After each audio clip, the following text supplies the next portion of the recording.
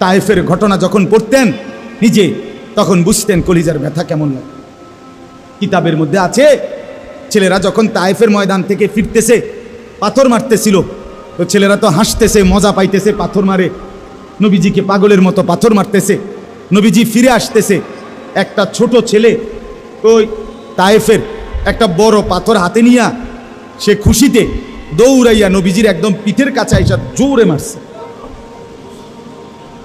এই জোরে পাথর মারতে গিয়া নবীজির গায়ে তো মারছে ঠিক আছে, কিন্তু ছেলেটা ছোট, পাথরের এই জোরে মারার কারণে নিজেই নিজের সামাল দিতে না পাইরা নিজে পড়ে গেছে। ছোট বাচ্চাদের পইরা গেছে, আর ওই দূরের থেকে যেই ছেলেরা পাথর মারতেছে অজরে, এদের পাথর এবার ছেলেটার গায়ে আইসা পড়তেছে, ওই এনা পড়ে গেছে এনে। এই নবীজির সাথে সাথে বাচ্চাটা যখন চিৎকার দিয়ে উঠছে, ওই তাদেরই লগের ফোলাইনের পাথরের আঘাতে আল্লাহর কসম, আল্লাহর নবী চেহারা মুবারক পিছন দিকে ফিরাইয়া দৌড়াইয়া গিয়া ওই বাচ্চাকে বুকে জড়াইয়া ধইরা ছেলেদেরকে বলছে, বাপ তোরা যত পার আমার পিঠে পাথর মার, তোদের এই মাসুম বাচ্চার গায়ে মারিস না। তিনি এমন রসুল।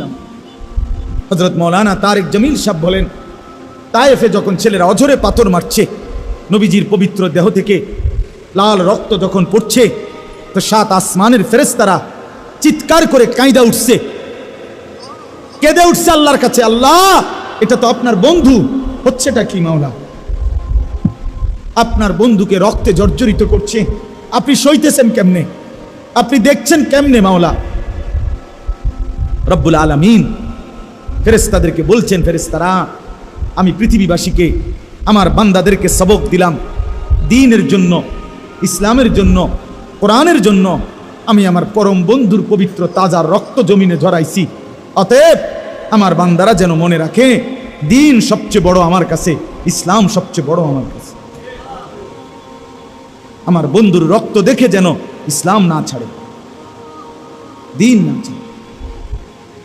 কি ভাইয়া ছেলেরা বলো, বাপ কার মতো সাজলা, কার মতো জীবনটা গঠন করলা? কেন নামাজ পড়ো না বাপ? কেন নামাজ পড়ো না? কেন পড়ো না বাপ?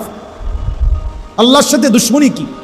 23 বছরে নবী সাল্লাল্লাহু আলাইহি সাল্লাম তায়েফে পাথরের আঘাত সইলেন, উহুদের ময়দানে দান দান শহীদ করলেন, পেটের মধ্যে ক্ষুধার কষ্টে পাথর বাঁধলেন।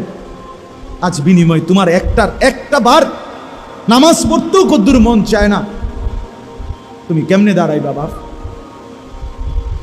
বলো ছেলেরা, বলো বাপ, নবী সাল্লাল্লাহু আলাইহি সাল্লামের সামনে কেমনে দাঁড়াইবা?